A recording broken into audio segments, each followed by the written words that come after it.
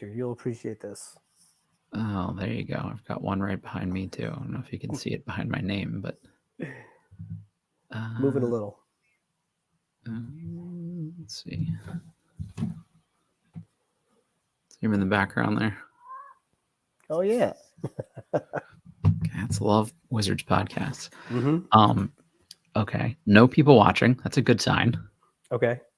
I don't know how to know if people can see it or not. It would show up on our feed, wouldn't it? I guess. Oh. 27 viewers. Whoa. Wait, where do you see that? If you go to your feed, you can see it, and it says live 27 viewers. Oh, okay. If you're listening, you can see that we're figuring this out as we go. You know. Yeah, we're getting ready for tomorrow, so bear with us as I stupidly try to figure this out. I think I've said this on the podcast a couple times, but I am a project manager in an advanced technology development and prototyping group, so it's especially embarrassing that I can't even make this happen in real time here. Let me tweet this shit out from the Bolts Forever account, and then we'll really get going with this. All right, let's boy. do it. Okay, so the plan here, everybody, we're actually going to talk about the not Kristaps Porzingis trade apparently now, so that'll be fun. So that's sort of the goal here. All right, here's the other question, Oz. How do I know if I'm recording? Let's see. We'll figure it out by the end. Yeah, that's fine. Yeah, we'll just we'll have fun with it. So, all right, everybody, you guys, if you've listened to the podcast before, you know the drill here. Usually we're slightly more organized than this, but it's also not in real time, so bear with us. 2 sponsors: Stateside Vodka, Surfside Hard Iced Teas, Hard Lemonades, Hard all that good stuff, and also BetOnline. BetOnline is your number one source for all your betting needs. Get the latest info, lines, matchup reports for baseball, boxing, golf, tennis, UFC, boxing. Did I say boxing? All that good stuff. You can bet on the Porzingis trade if it actually goes through or not, probably. I bet there's a prop bet for that. And BetOnline continues to be your fastest way to place all your wagers, including live betting in your favorite casino games and card games and all that good stuff. You can head to the website and use our promo code BELIEVE, BLEAV, for your 50% off welcome bonus on your first deposit. BetOnline, where the game starts. Okay, we got all that stuff out of the way. Let's just actually talk about what we came here to talk about. Yeah. Oz and I talked about just having like fun with this Porzingis trade and wishing him farewell. And I had all this stuff lined up for us about would we cheer more for him than Beal? And the obvious answer is yes. And now this motherfucker's not even getting traded, it seems like. So I don't know, Oz. I guess maybe let's talk through the structure of what was going to be the deal first, and then we'll kind of say why maybe it fell apart. So yeah, let's do it. Boston would have gotten Porzingis. The Clippers would have gotten Malcolm Brogdon, presumably because they didn't want old-ass, dusty Chris Paul from us the first time. And the Wizards would have gotten Marcus Morris, Danilo Gallinari, Amir Coffey, and at least the 30th pick, if not some other future compensation somewhere in there. But you've been kind of paying attention to this on the feed here more than I have. So it sounds like it fell through on the Clippers end. I guess, what did you see so far there? Fell through on the Clippers end. It looks like the Clippers had concern over Malcolm Brogdon's injury history. So it seems like they are out and they are trying to make the deal a direct deal between Boston and Washington, which would then remove, you would assume, the 30th pick. You would think Boston would have to throw in 35, which they have. But then other contracts, Marcus Morris obviously wouldn't be coming here. Amir Coffey wouldn't be coming here. So they're going to be moving parts. Do we get now just Gallinari, Brogdon? Do they get Peyton Pritchard?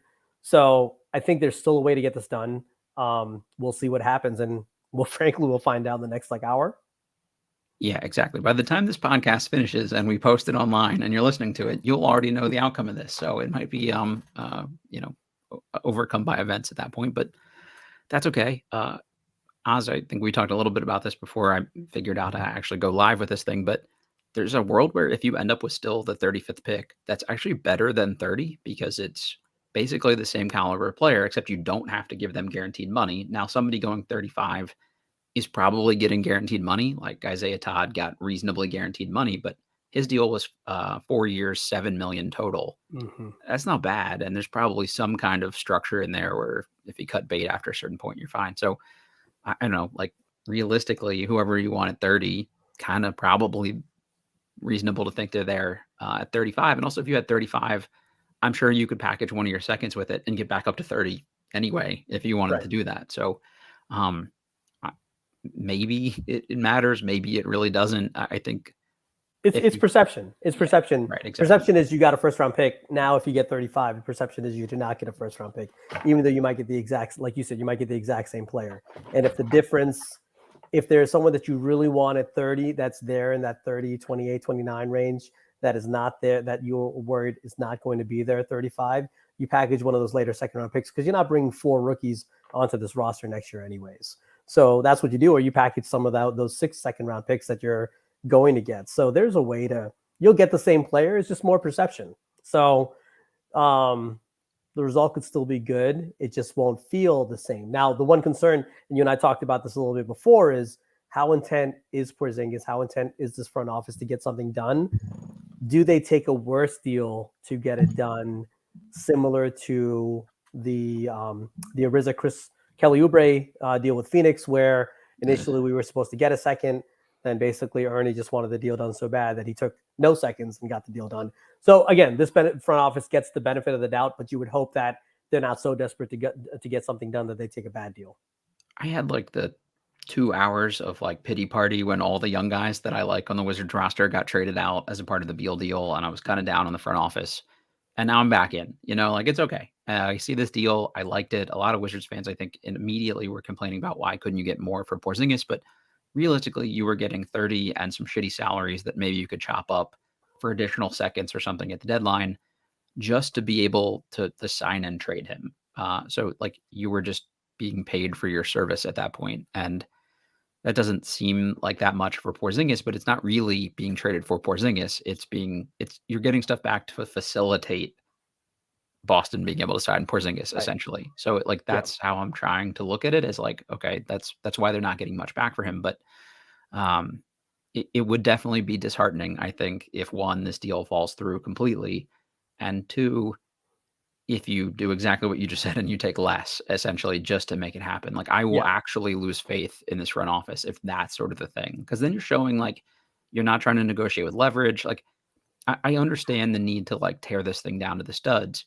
I don't understand like the immediate rush to do it. This isn't giving you like meaningful salary cap this offseason. And why do you give a shit about having that anyway? Again, unless you're taking on other bad contracts. So you can still do that later.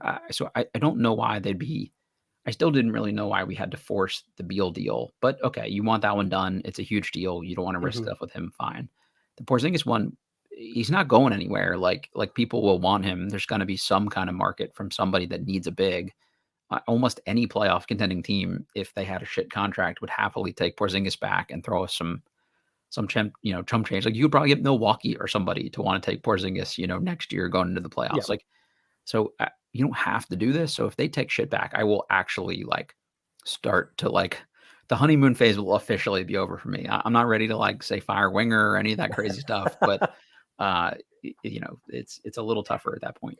Yeah, it's they'll have the benefit of the doubt from me, and I'm sure from a lot of people. But there is, in the Beal case, where I was with that was he had the no trade clause. You don't want him to go public with his discontent. And did he actually, in essence, ask to be traded versus saying, okay, if you want to trade me, I'll go here. So I think there were a few issues over there, a few other things to add context to that one. In this case, if Porzingis opts in, you'll probably be able to get something equivalent to like the 30th pick around the deadline as well, assuming he's healthy and has a season similar to the one that he just had. Sure. Rui went for 3 seconds. Thomas Bryant went for 3 seconds. Gary Payton went for 5 seconds. There's going to be a market for Kristaps Porzingis that is either going to be a lot of second round picks or maybe a late first or a contract. So there is no downside, in my opinion, if you're not getting the compensation you want to waiting. He's not going to ruin the tank. You're still going to be like a third, like, a bottom 5-ish type team, and you could hard tank after the deadline if you want. So there are ways to manage around it. I just don't, it's, they have the benefit of the doubt. We'll see what happens in the next hour. I think it'll still work out pretty well, but there's no rush here. There's like I think there was more of a rush with Beal. There's going to be more of a urgency with Kuzma because it may have to be a sign and trade. So it's not like you can sign him and then just trade him later. That just doesn't seem realistic at this point. Right. Porzingis doesn't have to be dealt right away. Yeah, and I don't think he's a dude that's going to be like an a-hole about this either. Like, he was super professional here. There was all that stuff early in his career about, hey, the brother's a dick to work with and all these things. But we didn't hear like a peep about any of that from Kristaps and his camp this whole year. So like, I don't think you need to worry about like him being disgruntled if you don't do this immediately. And I think everybody's kind of immediate reaction was, oh, the deal fell through.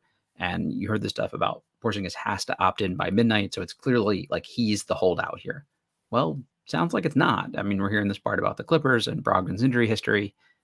Again, I would just be like, hey, how do you guys want Chris? Like, how do you feel about Chris Paul? Like let's make something happen here. How about Monte Morris? Is there a way to still get that done and route him there? And maybe you get something additional back, or Boston has to sweeten the deal to pull this off. Like, I haven't tried to do the trade machine or anything in there, but if you want something to happen, I think these teams could all make something happen. So I don't know. I'm a little surprised that the Clippers seem to value Brogdon that much more than they would have Chris Paul. I mean, if you're worried about Chris Paul's age and injury history, work something out where there's like a Monte and a Chris Paul so that you have regular season insurance. Sure. I'm sure you can manage the contracts. I'd have to go, like you said, play with the trade machine a little bit. Imagine being worried about Chris Paul's injury history and not Brogdon's. Like, so right. Like that seems weird in the first place. Like, Chris Paul was genuinely good last year in the regular season. His problem is he's just old and he falls off by the playoffs because the workload's too high. Workload's too much. That's when the minutes get heavy and become tougher minutes, and it's just tough for him. But yeah, Brogdon has always had injury history. That's kind of also why when the initial trade reports came out, I was like, okay, cool, 30 is fine. What else is Boston giving up? And I didn't really care if it came here. Mm-hmm. To me, Boston getting Porzingis for Brogdon, who is older than Kristaps, has as much injury issues as Kristaps, seemed like just thievery. So I was like, this is just bullshit. If they're getting like a massive upgrade for nothing. Yeah, I don't know. I don't really want to see another Morris brother in a Wizards jersey either. No, I don't know that he would have really actually been here, either. But if I got annoyed by Kendrick Nunn shooting a lot at the end of the season, like it's gonna drive me like batshit crazy if I see like Marcus Morris like taking 15 or 18 shots a game for us as he tries to play his way for a contract or a big trade. Like that would just irritate the hell out of me. Yeah, and him like Instagramming out about like I know my role and I know my worth and all this stuff. It's like, okay, bro, like we get it. I understand that. That's nice, but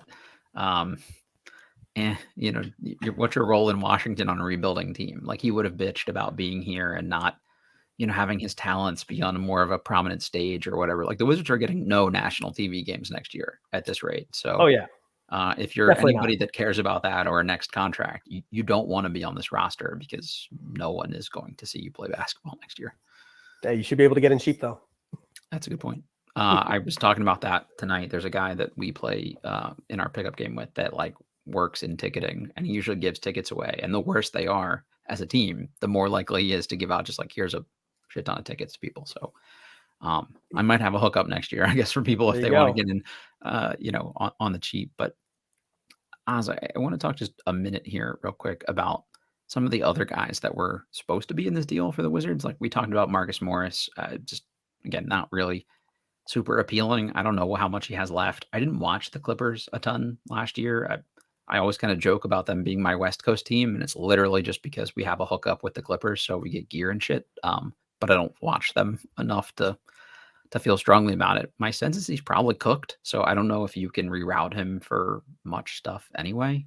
I don't know. Yeah, I didn't agree with everyone who said that he's a good retrade candidate. Retrade candidates to me are, you get a John Collins from Atlanta, a player who was worth a lot at some point, was like a 19-10 guy on like 60% true shooting, right? Who has like now a knuckle injury, plus didn't really mesh well with Trae Young. And Google that finger for anybody that wants to just be nauseous late at night. So like there are issues. So like he's someone you could bring him in, rehab his value, and then flip him later, and he could have positive value later, to me, in my opinion. A Jordan Poole is someone else that would kind of fit that mold. Get him kind of while they're down on him, rehab his value, ship him out. even a Tim Hardaway, that type from Dallas, he's a shooter, and ultimately shooters are always in need. Like in the last season of his deal, he'll be tradable.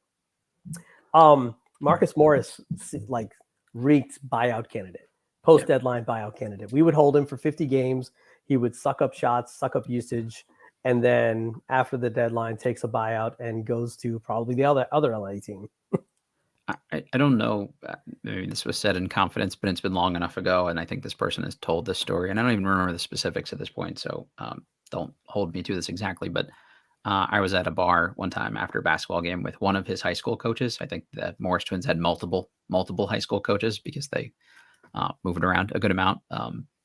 But he was telling the story about how not only one of the Morrises, but both of them were like trying to actually put one of the student managers into a locker, and is like, they were literally both 1.5 feet bigger than the kid, but he had made like a joke about them, so they were actually taking it out on him. It's like, oh, okay, all right, well, the bully reputation has literally been around for like 15 years at this point, and it's so tired. It's well earned, but I mean, like, it's earned, but it's also like now that they're kind of older at the end of their careers, and it's just like, the fake tough guy shit is the NBA doesn't need you, you know? Yeah.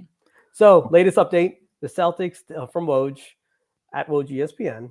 The Celtics didn't want to wade any deeper into Wednesday night on the completion of the proposed 3-way trade and pivoted away from including the Clippers in the deal. Sources tell ESPN Wizards and Celtics are working on revised scenarios now. So it looks like the Celtics were like, cool, we're tired of you, LA. We're doing this ourselves, which probably throws a little, it's probably interesting, the whole dynamic, Lawrence Frank, Michael Winger. Yeah.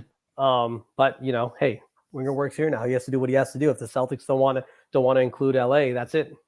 Yeah, they can kick rocks at this point, as far as I'm concerned. And that's, I don't know, if I'm the Clippers and I have this huge new arena that I'm like trying to get filled out, I'd rather have a Chris Paul anyway than a Malcolm Brogdon. Like, I know it sounds stupid. It probably, who knows how much it actually changes for you on the court. I still think Chris Paul is a better regular season player than Malcolm Brogdon is, but like, let's say you say they're equivalent. If I'm a young kid in LA and I'm going to buy a ticket to a game, I'd much rather say I saw Chris Paul play at some point than Malcolm Brogdon. So I think that would be a considerably more interesting thing for them from a selling ticket standpoint. I don't disagree at all. Yeah. Brogdon is a solid player. I mean, he's a good player when he's healthy, but he's not going to be healthy, and he's not going to kind of at the end of meaningful playoff games, he's not going to have the ball in his hands at all, where Chris Paul, if he's healthy, will. Sure. If he's healthy, did I say that right? Yeah. If he's healthy, he will. Yeah.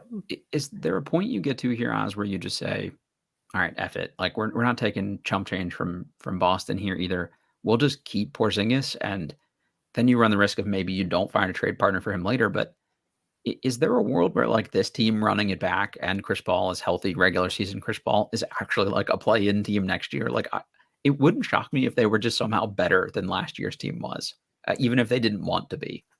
So I said this, like, I didn't even say it in jest. People took it that way. Yeah. Chris Paul, Porzingis, Avdia, Kispert, Gafford, they'd win 35 games, I think. I don't disagree. Like, I they thought may I win was more. kidding when I said it, and now that I think about it, it's like, because you think about it, Porzingis was the most efficient, the best player on the team last year, consistently. You're having Chris Paul. Chris Paul still had a good season. He'd be motivated to go elsewhere and show that he could still play. Mm-hmm. You'd assume there's some growth from some of the young kids, and they're going to add a lottery pick. And Shamit's a serviceable player. He's probably Shamit compared to our bench last year. Is he better than every player DeLon Wright? Actually, you still have DeLon Wright. So between those guys, they still have some work to do if they did not want to be a 35-win team. So they would be in the play-in fight, I think, with Porzingis and Chris Paul. Yeah, I agree, man. Like, it's sad to say that, but they could be if they wanted to be, and maybe that makes Ted happy that they're at least not totally bottoming out while still kind of doing the right things overall. Yeah, I think there would be a point where you do want to pivot. Like, I think Oklahoma City is a good example, and Will Dawkins will know that firsthand. I think that first year Shai Gilgeous-Alexander got there, they were exceeding expectations by far. They pretty much had to tell him to stop playing. Yep. Him and they didn't send Al Horford home after the All-Star break or something like that. Thanks for your time here, basically. Yeah, they said you were great. We'll trade you this offseason, or we'll trade you. I think he got traded in the offseason. they were playing too well and they had to basically hit the brakes. So you could hit the brakes and still get into the lottery. Now, I think one thing I wanted to ask you being the draft expert, we've heard that the 24 draft is weaker. How is it still top heavy? Are there a couple good prospects? How weak actually is it? Where do you necessarily, I mean, obviously you'd want to be as high as you can, but if you're in the top 10, are you still going to get a good player? Or do you really want to be top 5 next year? So it's funny, like this year's draft, the narrative, by the way, I would say it also is kind of parallel to Utah this year too, where they started off really good all of a sudden, and then they had to like scale it back and tell everybody to chill out too. So Right. there is some precedent for that. But next year's draft is interesting because anyway, this year's draft has become, oh, well, it's actually not that good a draft because it's not crazy deep. And a lot of the like real second round depth all went back to college essentially to be guys next year because the narrative was next year was a weaker draft. So they thought that like maybe that would be better for them. So I think maybe it evened things out a little bit from just like a depth perspective. But next year's draft, I look at as like this year's draft minus probably Wembanyama, Scoot, and Brandon Miller. So it's like if you just started with the Thompson twins, essentially. Okay. I saw somebody saying that they thought like Anthony Black would be like a top 3 pick next year. And it's like, I don't know if that's really the case or not, but I was saying that I thought Koulibaly in next year's draft is a top 5 pick. Well, there's a world where he gets pretty close to being a top 5 pick in this year's draft. So Right. is that really that big of a difference? I don't know that that's. So if you're picking 6 or 7, you're still getting in effect a player who should help. Yeah, I think so. It'll be like Ron Holland that's decided to go to the G League Ignite, who I think is a really good player, or DJ Wagner, who's been like a premier bucket getter, you know, on Bronny? the yeah. Did you say Bronny? Yeah, Bronny, I think could come in right now and be like a worse version of DeLon Wright. So that's really appealing. Where is he supposed to go in the draft? Sorry, I know we're diverting off Porzingis, No, but I just got to ask. ESPN had him as lottery pick in their most recent mock, and he went from a guy that was like top 75 his whole time to top 50 suddenly, and then to top 30, and now all of a sudden they're putting him in the lottery. It's like, I don't know. So USC is going to have a good team next year for the most part, but they also are bringing back Boogie Ellis, who's a really good like senior point guard. He might even be a 5th-year senior, I can't remember. And then they're bringing in Isaiah Collier, who's the number 1 point guard recruit in the country. So it's like Bronny is like probably not gonna start for that team, I wouldn't think. Actually, I think DeLon Wright is like not a terrible comp for him, essentially. Like he's kind of like a reasonably physical, like he'll come in and defend right away and just hit like open threes. It's just, does he really do that much else for you at this point? Yeah. So and you get LeBron with him potentially for a year or two.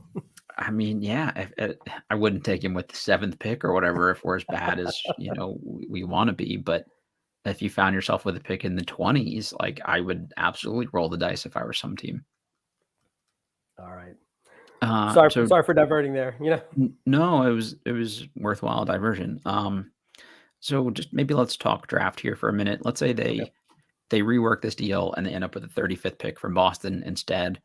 A couple of the names, you've got Santa Clara's Brandon Pajemski is kind of slated in that late 1st, early 2nd round range. I think he's probably moved up a little bit by all accounts into like the early 20s, but you know, 25 to 35-ish is like not really that big of a drop. So I think just kind of depends on team need. You've got a guy like Marcus Sasser out of Houston, like tough as shit, like guard defender right now who will just like bang out threes, and it's not really much of a creator for anybody, but I'm not convinced he's like worse than like a Davion Mitchell defensively, and he can shoot it. So like that seems like a pretty serviceable player to have on a cheap contract right away. You got Maxwell Lewis from Pepperdine, who like had some lottery buzz at the beginning of the year and kind of cooled a little bit because nobody's seen him play in a long time because they were trash. Does a Gigi Jackson fall because people are scared?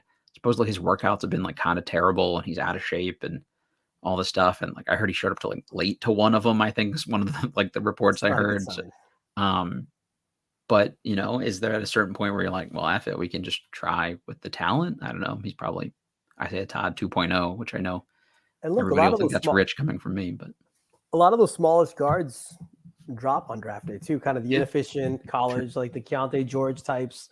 Like he could, you know, following the Jaden Hardy, Cam Thomas type thing could drop.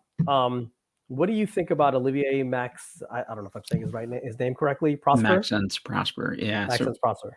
everybody calls him Omax for the most part, just I because like that's Omax. easier. You Yeah, know, it's a I little like easier it. to say. It sounds cool, to be Yeah. honest. So he's an interesting one. I think he'll ultimately end up going in the 20s because somebody will sell themselves on like, could he be Mikal Bridges? Because they're like the same physical profile, but he's a good athlete. He's got like a pretty projectable jump shot. I hate when people say projectable, but he didn't shoot like a ton of stuff this year. So it's hard to say like he's just going to be this knockdown shooter, but there doesn't look like there's any reason why he shouldn't. And his percentages were good. But we've talked about this a little bit on past pods, I think. So if anyone's hearing this again, sorry about it. But he played in like a really weird system in Marquette where they used him as like a point of attack defender, essentially at like the top of a press sometimes. And so he didn't end up with like a lot of steals and blocks and stuff like that. So like our buddy Kevin Broom, when he looked at it analytically, it was like, oh, is he that good of a defender? It's like, well, yeah, it's sort of, he wasn't put in an opportunity to do that. And he also like guarded a lot of bigger guys too for them. So it'd be interesting to see, can he be switchable onto smaller wings and stuff like that. But if you're picking 35 and he's there, I would take him in a heartbeat just to see if a 6'7" athlete with a jump shot turns into something. Julian Phillips is another one from Tennessee. He was a McDonald's All-American 5-star recruit that went to Tennessee, and they chose to play like 6'1", like 25-year-old guys that probably can't even play overseas ahead of him because Rick Barnes is an interesting fellow. So he essentially was like bummed out early in the year that he couldn't beat out these guys that will be mailmen essentially next year. So kind of checked out, but he shot like 30% from three, but 85% from the free throw line. Looks like he has some touch, and it was like an actual bucket getter in high school. He played with Jordan Walsh that played at Arkansas. And then this year he was just bad. And he looked kind of like, it was like the monster stole his powers kind of situation. Like he looked lost and out of place. And I think they just killed his confidence. So that's a guy that apparently shoots the shit out of it in workouts. He's another dude at 35. You just take him and you never, look back, I think. Yeah. Okay. We'll see. Looks like I'm checking for trade updates. It looks like more on here. One thing from Bobby Marks. The challenge comes with Boston not having any big contracts except for Jaylen Brown that expire after the 23-24 season. In the prior deal, Marcus Morris and Danilo Gallinari came off the cap next offseason. So Gallinari would still come off the cap because he's coming from Boston.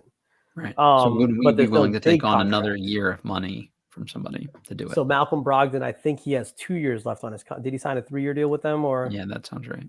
Or he had a 4-year deal at some point. I think he had 3 years left when he got to Boston. Yeah. Checking on that right now. So that does actually make it tougher to take the deal straight up. Mm-hmm. But I think if you're taking 2 years of Malcolm Brogdon versus getting out of potentially Porzingis' deal, then you definitely do need to be incentivized to do so. Yeah, exactly. Yeah, you need more back because, yes, Brogdon is under contract 2024 to 2025 for another $22.5 million. And knowing that in this situation, a team has backed out of a deal for him because of his physical, he's not someone that may be easily flippable. So you have to get something. You have to get a sweeter deal than you were getting before, I think. Oh, because yeah. If you're taking an extra year of money. That's right. Yeah. Extra year of money, you have to get more than just 30 expiring contracts. Or they have to figure out another third team to get in there. I think that's what they're going to have to do at this point. It doesn't seem like that's going to be an appealing move for them. Like this is exactly what you talked about at the onset here of like, this would be the desperation move from them. Like if they still pull this off, that doesn't look particularly good. So yeah, this would be, if you're taking Brogdon, excuse me, and you're getting the 35th pick in the draft, you're basically paying $22.5 million in cap space to buy a second round pick, which does not make sense. That's not market. So you have to get something substantial. You need to get another first down the road. You need to get a couple of prospects that you might like on that team on their bench. The structure of the guys going to the Clippers just coming here instead just does not work in my opinion.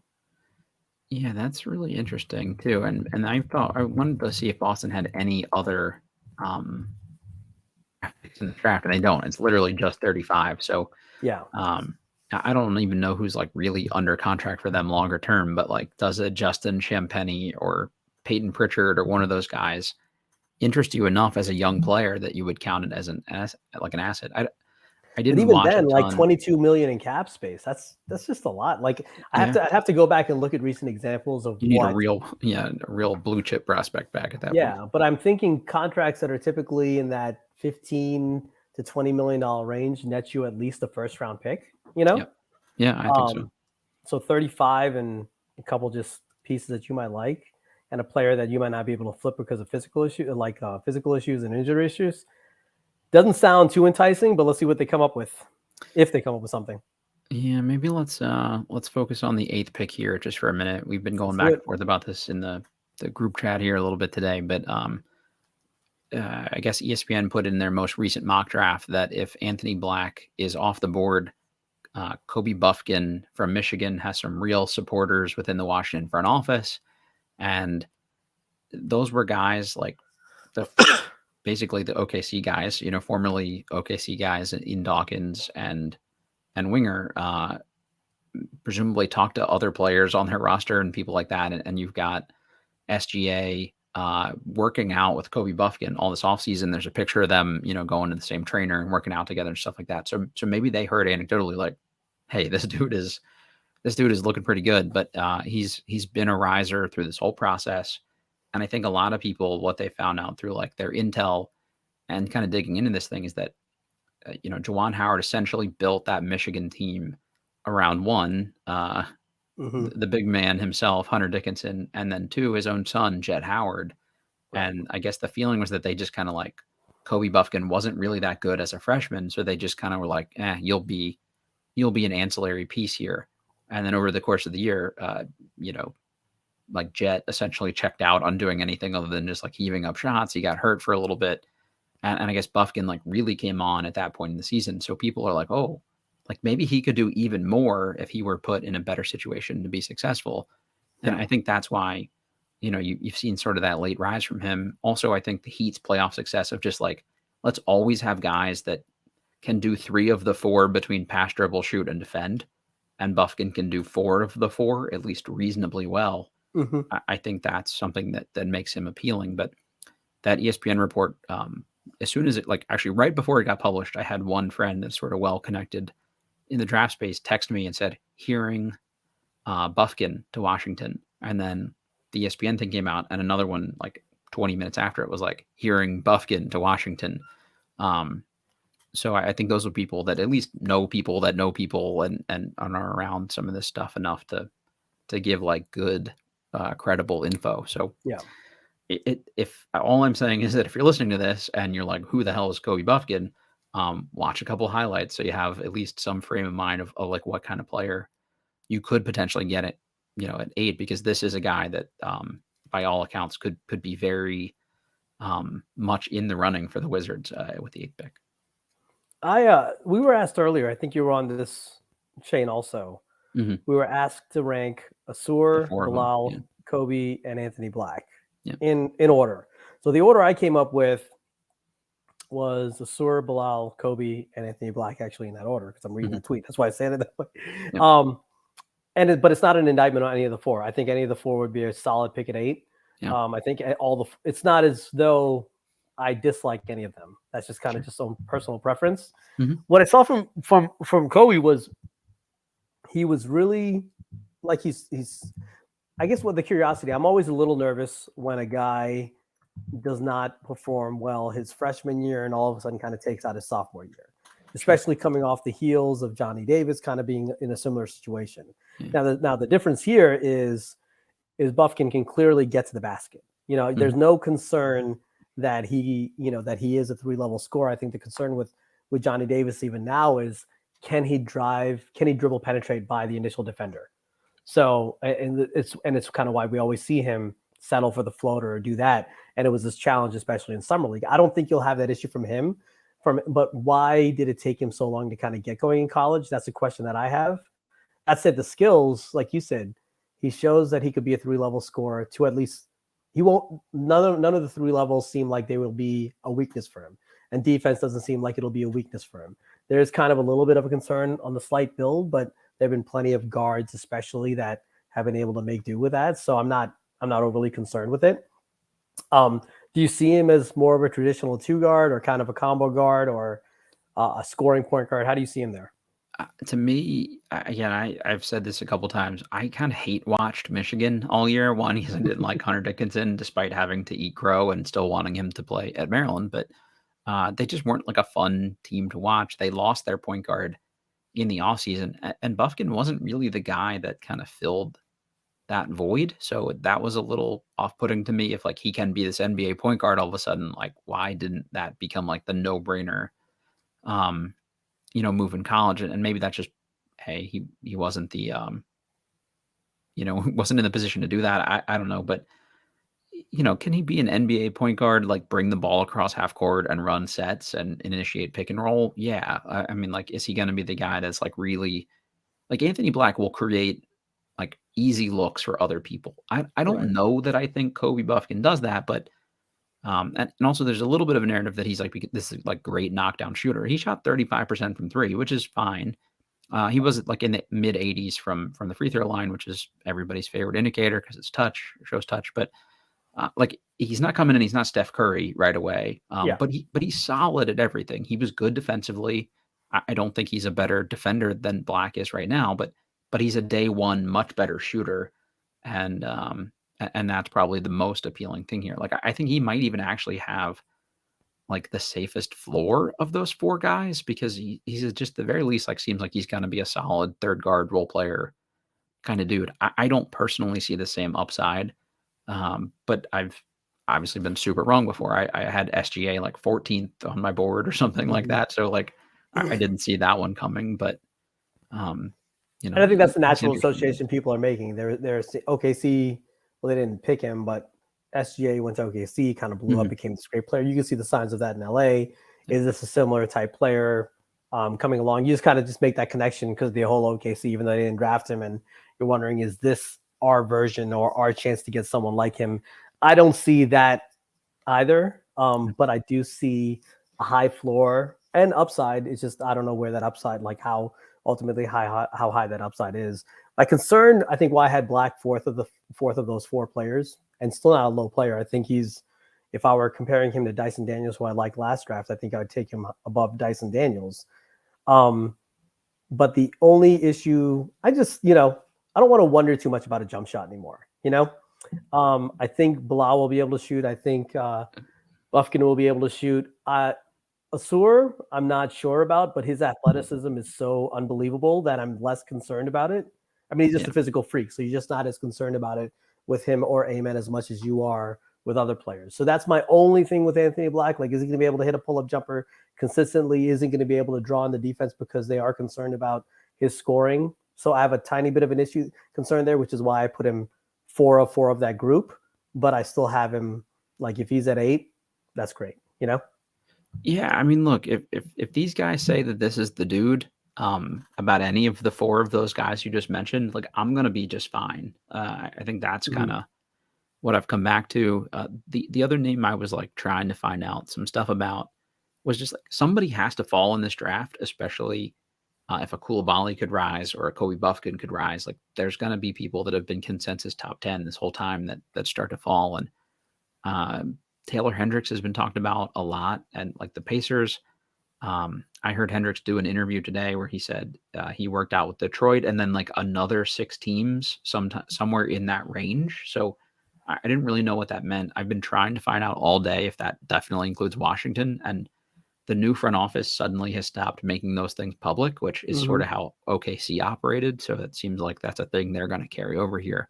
So it's become like a little bit of guesswork, and I'm asking different people, like, that work for different agencies and stuff. Like, do you know if Taylor Hendricks has been in to see anyone? But he's another like solid floor dude with a little bit of upside. So I'll be interested to see, what that looks like.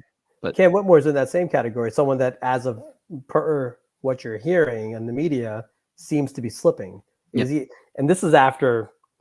Actually, and it's funny because at the beginning of the draft process, he was pretty much in our range. Then after the pro day, after the combine, his agency's pro day, they're like, wow. And he started shooting up, pundits had him shooting up boards like to 5 or potentially even higher.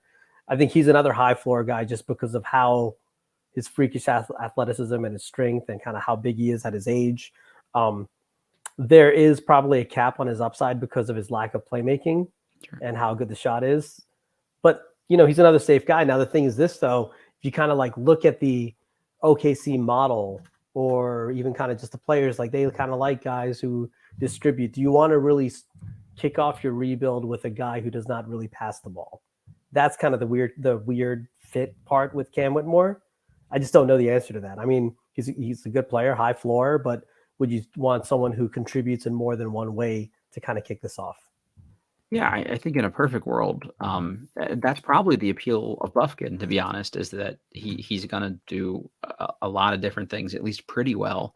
Whereas, like, there's a world where somebody like him, where he just like can't play in an offense because he's just like got too much tunnel vision and stuff like that. I don't think that'll be the case, but based on those reports, I asked the same kind of people about that I was asking the Taylor Hendricks thing. And some of the ones that mentioned the Bufkin stuff, just about like what his workouts have been like. Is that really the case? And I think what I've heard from those folks at this point is that he most certainly stunk it up during his Detroit workout. And that sort of stigma has maybe carried with him that not all, maybe necessarily actually all of the workouts are like bad, but he's not blowing people away at the very least. And I remember, while Larry Hughes was still doing the show, he talked about openly like tanking a particular workout because he didn't want to go somewhere. Is there a world where Cam Whitmore just doesn't want to go to Detroit? I hear the downtown has become a lot nicer in the last couple of years, but I wouldn't want to go to Detroit either. No offense. But that stuff does happen. Like, that's a real thing. You can't say I don't want to go to Detroit. No offense.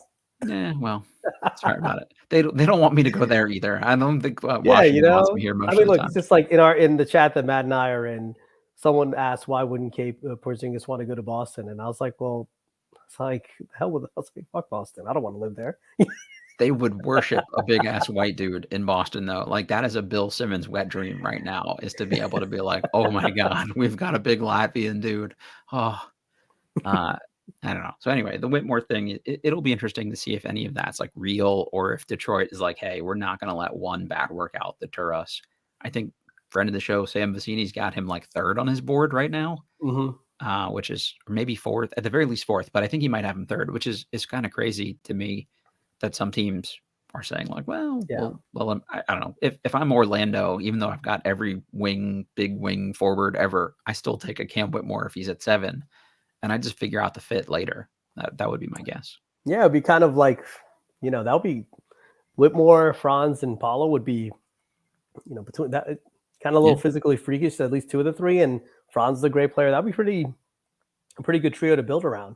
I read someone today speculate that he was basically tanking his way down to the Wizards spot.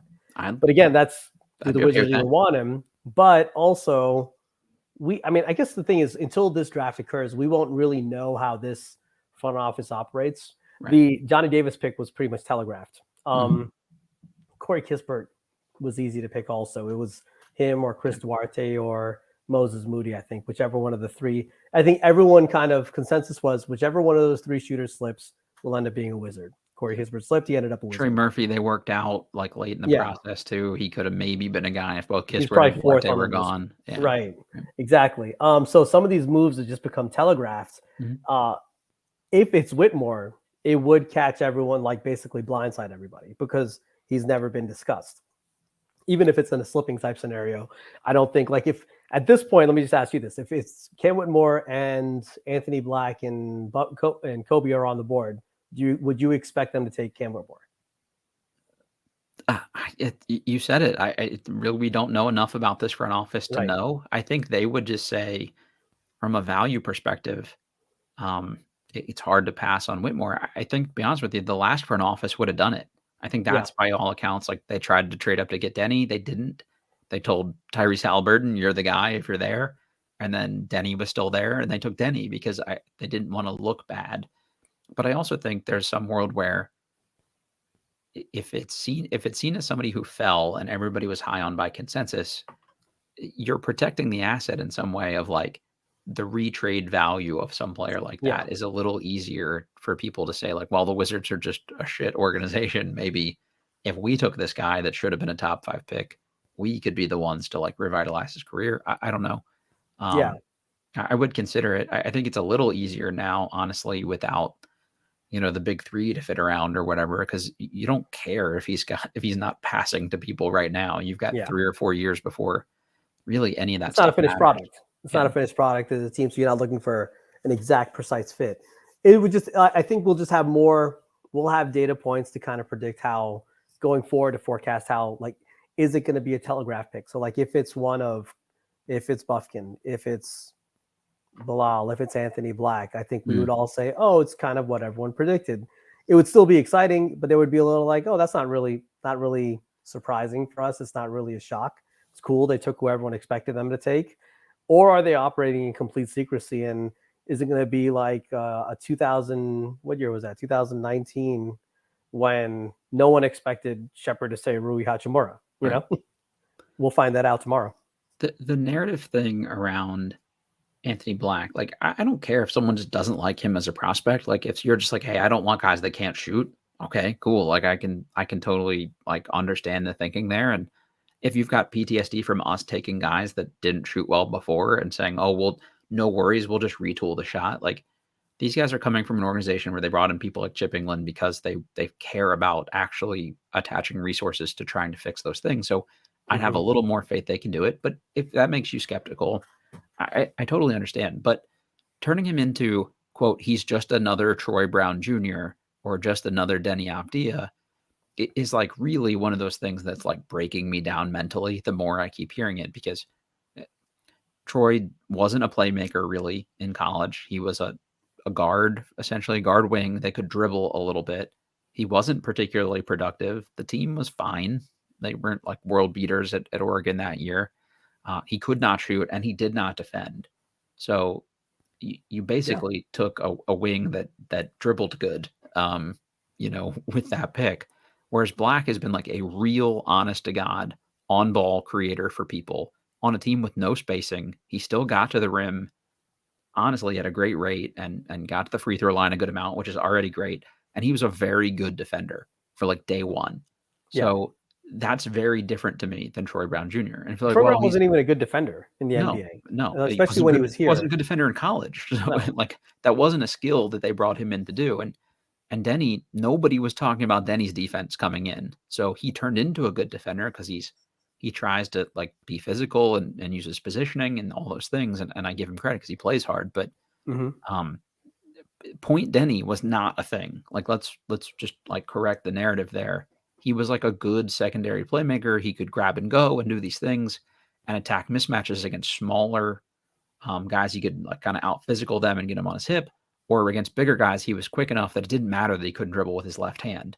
But again, it was against different competition. The SEC is very athletic. He had guards on him and he was still driving by guys and he out physicaled bigger dudes at the rim. So he was very good at like wide open catch and shoot. Not very good, but he was good at wide open catch and shoot. So I think there's some projectability there for like Black to be just a good player from day one. So it tweaks me a little bit. If you just don't like him, I don't care. Like it doesn't bother me. It's just let's not say things that aren't true just to make our point about a prospect. That's the thing that kills me. It sounds like you're substreaming someone. Just saying. It's become half a Wizards Twitter at this point, honestly. No, I know. And look, it's a lazy look. I get why people are a little, it sticks with you. Like the bigger point guard. Totally get it. If Anthony Black could shoot really well and you knew that, then the comparison goes out of the window. He'd also be a top 2 pick if he was 6'7" and could really shoot it. Right. So there's a little concern. You think, oh no, this is another 6'7" guy who's supposedly a point guard who can't. That's just like, what's the difference? But like you said, Troy Brown never looked like a point guard. He looked like a bad version of Evan Turner.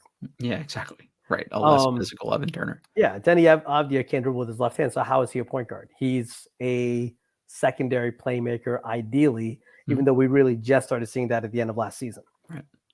So the comparison isn't really there. And like, if you want to, I get it to a degree if you want to kind of just make a little bit of a comp there. And maybe that's his like absolute floor if things, but like he did show more as a playmaker than any of those other two ever have at a high level before entering the NBA. So If your comp is Sean Livingston because he didn't shoot it that well, but he's a big point guard, that's a better okay, comp. like Yeah. something like that, I can live with that. Yeah. And even if you say I don't buy the vertical jump numbers, he didn't look that athletic to me. He's post-injury Sean Livingston. Okay, like So I'll give do you you, something but there on that side. He kind of is like a small. For a longer guy, he doesn't have like long, lanky strides. sure. Kind of is like a short strider. Mhm. It's almost like Sadaransky could jump out of the gym, but he had Yeah. small strides. Yeah. But he was still athletic. It just didn't always look like it, you know? Yep. That's definitely true. And he uses that kind of like short, herky jerky, like I'm gonna like stutter step you and then go kind of stuff. Like I think in today's NBA, especially with all the spacing, it doesn't really matter if you're like the burstiest guy. Like it helps. Like the Thompson twins being like no one being able to stay in front of them is obviously huge for them, but it doesn't mean that you can't also just do it with craft also. So But those short strides, those short steps is actually what makes it uncomfortable on yeah, it's hard to offensive guard. players You have because he's no long and he's yeah. playing like he's long, but he plays like he's small, Mhm. like in terms of his feet, but he's still that long. So it makes it more effective. Yep. I agree. I think I just have a strong feeling that Orlando is going to take Anthony Black like right before us, essentially. Yeah. He fits that mold. Like they've talked about, even Paulo talked about wanting to just like fill the team up with like big, versatile athletes that are switchable 1 through 5 and just having length at every position. And like you've got Markelle Fultz and he's getting better.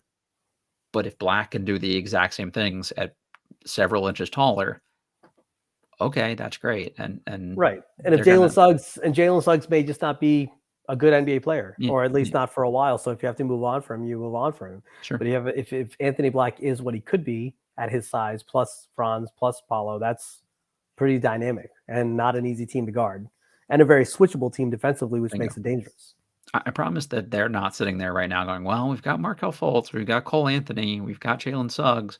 I don't know. We couldn't take another guard if we think their best player available. And he fits their mold about as well as any prospect. So I just think that's going to be the pick unless they get so enamored by the other Thompson twin that they do that. But to me, like I think that's probably the more sensible Orlando-y pick is to go Black. And then if you're the Wizards, it's Sword Thompson and it sounds like Kobe Bufkin is their next best guy. And the reporting there from Jonathan Gavoni and Woj is, hey, if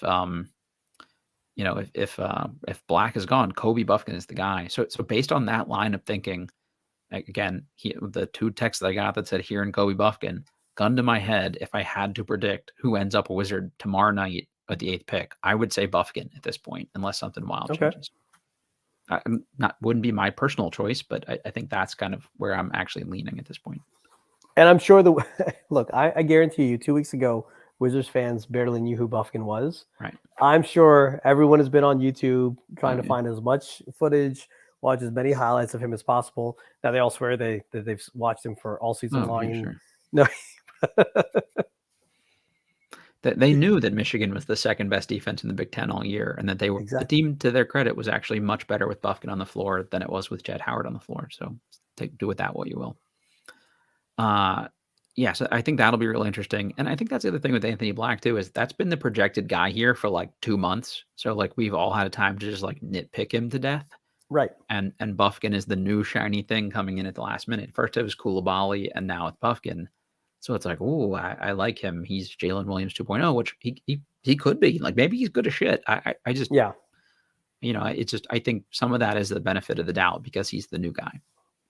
Agreed. And it's always like when someone's an on ball, when they show that they have on ball chops, when they show that they can score, it gives you a little bit of reassurance that you're not going to get like it's fair to I could say with pretty good confidence he's not going to bust. Yeah, I think you said that earlier. Yep. There's a high floor. He's not going to bust. He's going to put up points. There's going to be some level of excitement to watching him. So, why not? Yeah, totally with you. Oz, any parting shots before we get out of here? Doesn't look like we're going to get any more Porzingis news for the time being, it seems like. Yeah, no more Porzingis news. Maybe we got like 30 minutes to go. No, it's going to be a fun a fun next 24, actually more than even 24 hours, because now you got Kuzma. Are they going to be able to sign and trade him? There's just so many moving parts. Yep. It's got to be, you got to imagine these guys kind of jumped right into it last week. And since last week, just kind of just like, pedal to the floor, just like going full speed. It's going to be fun. I would not just my own a couple predictions for tomorrow. I think depending on what happens, let's assume something goes down and they end up with 4 picks. I don't think they'll be picking 4 players that will be on the roster tomorrow.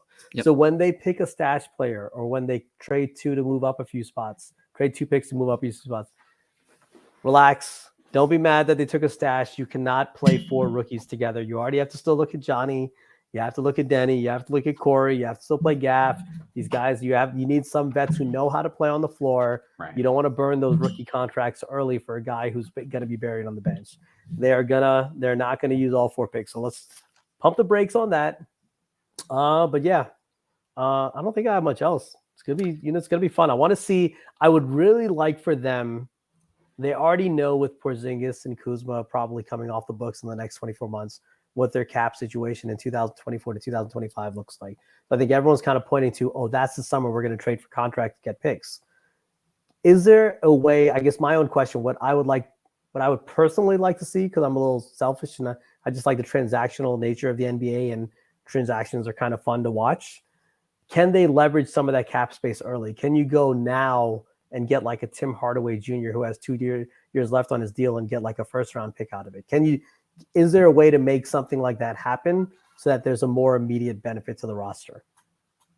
Yeah, I mean that's gonna be the thing that they're gonna have to figure out here, and hopefully this is where they show that they're not Tommy, like that. Yeah. That's gonna be the interesting one. I got a little distracted there in real time because someone is tweeting at me about things. 22 THURL,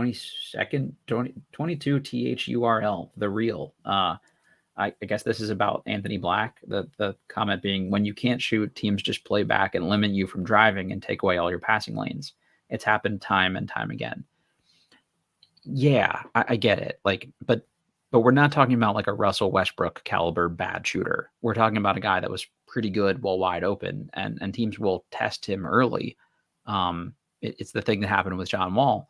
But also, when you have the ball in your hands and you can attack people going downhill, you're also easier for you to draw a foul if they don't come meet you at the ball. So guys that drive well, like Black did, and drew a lot of fouls, it's because people sagged and they went at them. So obviously it'd be better if you could shoot and then people wouldn't sag off you. But that's why Amen Thompson is more valued than Asor Thompson, despite being the slightly better shooter. Amen will have the ball more, so he can attack you going downhill. That's the thing that happened with Andre Jackson for UConn this year. They used him as an off-ball wing, and teams guarded him like he was like Draymond Green on offense.